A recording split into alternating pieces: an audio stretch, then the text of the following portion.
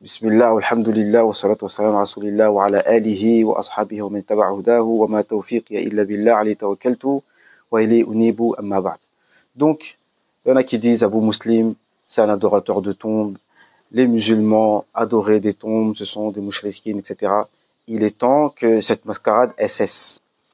Donc, dans cette vidéo, on va prouver et on va montrer que ceux que vous adorez, que ceux que vous appelez adorateurs de tombes, on va montrer que c'est des salafs dont vous parlez. Donc cette série de vidéos, on va l'appeler les adorateurs de tombes parmi les salafs. Aujourd'hui, on va parler de l'imam Malik.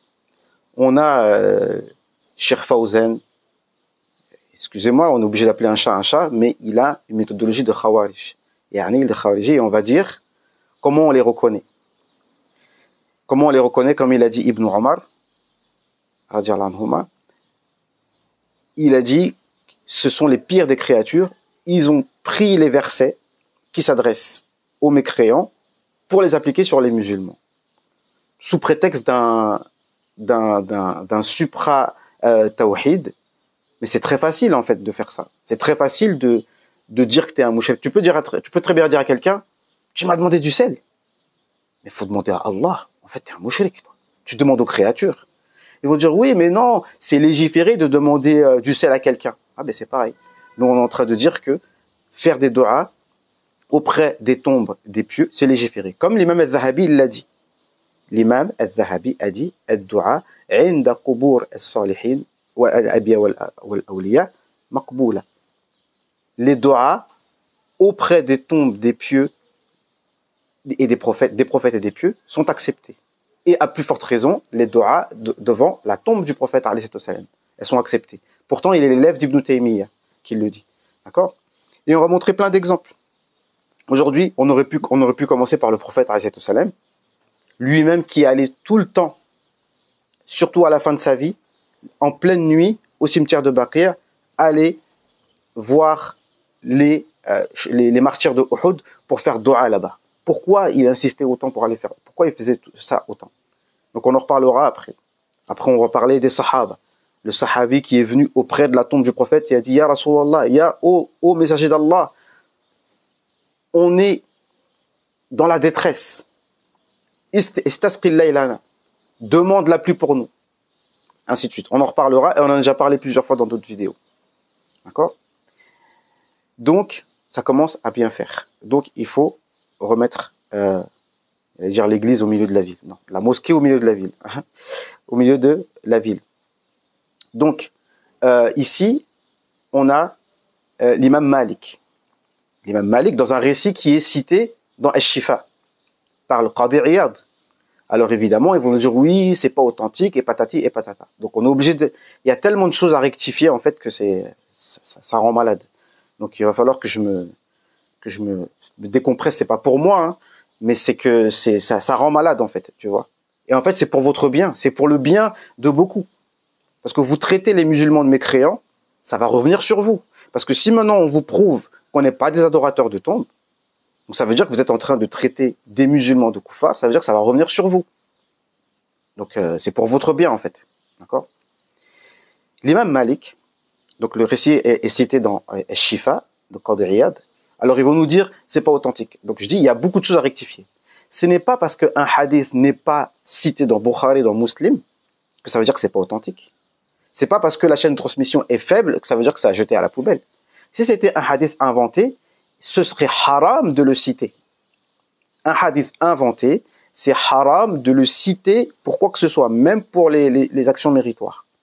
Donc le Qadi Iyad a cité ce récit dont on va parler dans le chapitre du fait de, comment on dit déjà, de donner la révérence, comment on avait dit déjà, honorer le prophète alayhi salam, tawqir al-nabi.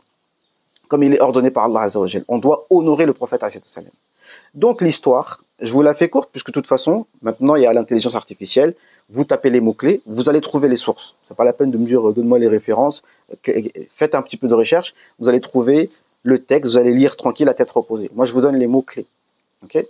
Donc vous tapez Imam Malik, la tombe du prophète alayhi salam. Vous allez trouver le récit.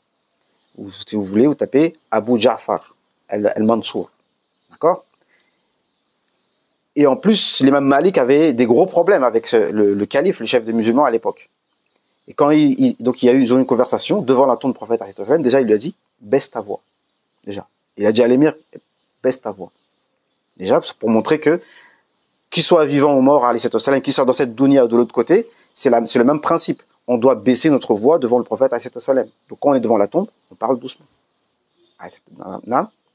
Ensuite, le calife lui a demandé, il y a Imam Malik, est-ce que je dois me rester en face de la tombe du prophète et faire dua, donc parce que les duas dans cet endroit qui est un jardin du paradis sont acceptés, ou alors je tourne le dos au prophète, je me tourne vers la Kaaba et je fais dua. L'imam Malik lui a répondu, bon déjà, la Kaaba, c'est une créature aussi, d'accord? Est-ce qu'on adore la Kaaba? Est-ce que la Kaaba c'est Allah subhanahu wa ta'ala? Allah nous dit dans le Coran, فَأَيْنَمَا تُوَلُّوا فَثَمَّ وَجْهُ اللَّهِ. Où que tu te tournes, il y a le visage d'Allah. Rien que ce verset déjà, dans un autre sujet, qui est, est-ce que Allah est dans un endroit? Est-ce que Allah est partout? Ben, je suis curieux, enfin je sais comment ils interprètent ce verset, mais je suis curieux de les entendre dire, bon, comment vous interprétez ce verset? Nous, on ne dit pas qu'Allah est partout, contrairement aux mensonges que vous dites sur nous. Mais quand tu dis, où que tu te tournes, il y a le visage d'Allah. Bon, ça veut dire quoi? On ne dit pas qu'Allah est partout, attention. Allez comprendre. Tout ça pour dire que de toute façon, la Kaaba, c'est Allah Azza wa Jal à légiférer qu'on se tourne dans cette direction-là. Et subhanallah, ça converge, subhanallah. Quand tu arrives devant la Kaaba, eh ben, tu trouves qu'en fait, tout le monde prie dans un point convergent. Donc ça veut dire qu'Allah Azza wa Jal n'est pas dans une direction de toute façon. Bref. L'imam Malik a répondu, et pourquoi tournerais-tu le dos au prophète alors qu'il est ton intermédiaire et qu'il est l'intermédiaire de notre père Adam alayhi salam et notre intermédiaire au jour du jugement. Donc il a parlé aussi de tawassul par la personne du prophète alayhi salam, car il est dans des récits aussi qui ne sont pas dans Bukhari et Muslim, mais des récits qui existent, qui disent que Sayyidina Adam alayhi salam, lorsqu'il a demandé il a fait son fameux repentir, il a fait son repentir par la personne du prophète, ce que eux considèrent comme du shirk, etc., etc. Ok? Et donc, c'est ce qu'il lui a répondu. Ce hadith est comme je l'ai dit, rapporté dans Shifa de Qadi Iyad. Et c'est ce que les musulmans font. Jusqu'à l'imam, en tout cas, Ibn al-Wahhab, l'imam pas pour nous, d'accord? Rahimahullah, qu'Allah lui pardonne. Il a trouvé les musulmans à la Mecque et à Médine, c'est ce qu'ils faisaient, c'est ce qu'ils ont toujours fait. Et on va citer plein, l'imam Ahmed, on va citer Ibn Hibban, Ibn Khuzayma, et d'autres, d'accord, qui sont des adorateurs de tombes selon leur compréhension. Donc voilà, c'est tout. Donc l'imam Malik, si on part de ce principe-là, si on considère que c'est un hadith qui est authentique, eh bien, lui aussi, il serait un adorateur de tombes. Et une dernière chose, puisque de toute façon, ça tourne toujours autour de la même chose, par rapport au fait que vous adorez des morts. Déjà, premièrement, on les adore pas, d'accord? Celui qui dit à son frère, ô mécréant, فقد باء به ومن قال يعني من قال أخي يا كافر فقد باء به أحدهما فإن كان فيه وإلا رجعت إليه. Donc, celui qui dit à son frère, ô toi le mécréant, ça va s'appliquer sur un des deux. Soit c'est vrai ce que tu dis, soit ça revient sur toi. Mais eux, ils sont tellement logiques qu'ils te disent, tu es un adorateur de tombes, mais j'ai pas fait ton takfir, moi.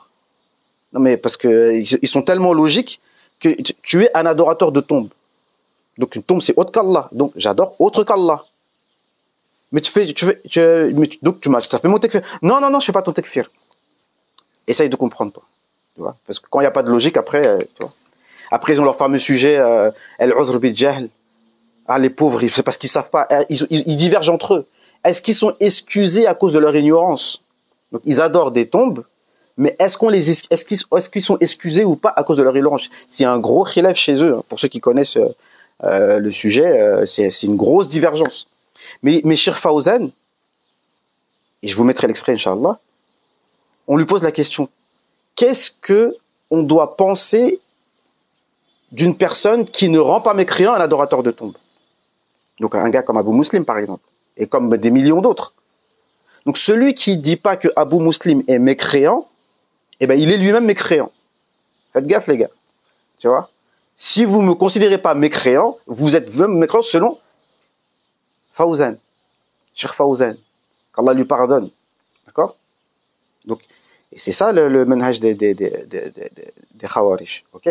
Et donc, je termine par rapport alors ça peut être un autre sujet, mais je termine sur ça, parce que je vais faire des vidéos courtes, Inch'Allah, et bi'iznillah, pour répondre à chaque fois, parce que de toute façon, je pourrais parler pendant 4 heures, mais c'est pas le but. Est-ce que les morts entendent? Eh bien, figurez-vous, je vais citer Ibn Taymiyyah, puisque visiblement, c'est lui qui est la référence pour certains. Il penche vers la vie, parce qu'il y a une divergence. Est-ce que les morts entendent? On trouve certains qui disent non, les morts n'entendent pas. Mais certains d'autres disent oui, les morts entendent. Il y a plusieurs preuves, d'accord? Plusieurs preuves, on en reparlera après. Mais tous les versets qui disent tu ne peux pas faire entendre ceux qui sont dans les tombes, eh bien, regardez dans les tafsirs vous-même, c'est pas moi qui invente. Ces versets-là ne veulent pas dire que les morts n'entendent pas. Parce que les morts entendent. Comme on va citer des preuves, vous pouvez faire vos recherches et vous verrez que oui, les morts entendent. Mais ces versets-là, ça veut dire tu ne peux pas faire entendre ceux qui sont dans les tombes. L'entente dont il s'agit, c'est l'entente dans le sens de répondre. Ça veut dire tu ne veux pas entendre raison. C'est-à-dire celui qui ne veut pas croire, tu ne peux pas le forcer. C'est ça que ça veut dire entendre. Ça ne veut pas dire le fait de... il t'entend. Hein, comme Allah dit وَتَرَاهُمْ يَنْظُرُونَ إِلَيْكَ وَهُمْ لَا يُبْصِرُونَ. Tu les vois qui te regardent, mais ils ne voient pas. Tu vois, regarder et voir. Tu vois. Donc, partant de ce principe, on sait que les morts, ceux qui sont de l'autre côté, entendent. Et je finis avec un verset. Et je vous mets au défi, donc, de prouver que ce verset concerne que le vivant du prophète alayhi salam. C'est le verset 64 de la sourate 4. Pourquoi, lorsque vous faites du tort à vous-même, lorsqu'on fait un péché, on vient auprès du prophète, jusqu'en 2025, on vient auprès du prophète, c'est-à-dire à Médine, devant sa tombe bénie. Le meilleur endroit dans l'univers, c'est l'endroit qui contient le prophète alayhi salam. Et on demande pardon à Allah. Donc à cet endroit précis, lorsqu'on est devant la tombe du prophète sallallahu alayhi wa sallam, on demande pardon à Allah et on fait des doigts. Et là, le prophète sallallahu alayhi wa sallam demande pardon pour nous et on va trouver Allah pardonneur. C'est ce que dit le verset. فَلَوْلَا إِذْ ظَلَمُوا أَنفُسَهُمْ جَاءُوكَ فَاسْتَغْفَرُوا اللَّهَ وَاسْتَغْفَرَ لَهُمُ الرَّسُولُ لَوَجَدُوا اللَّهَ تَوَّابًا رَحِيمًا.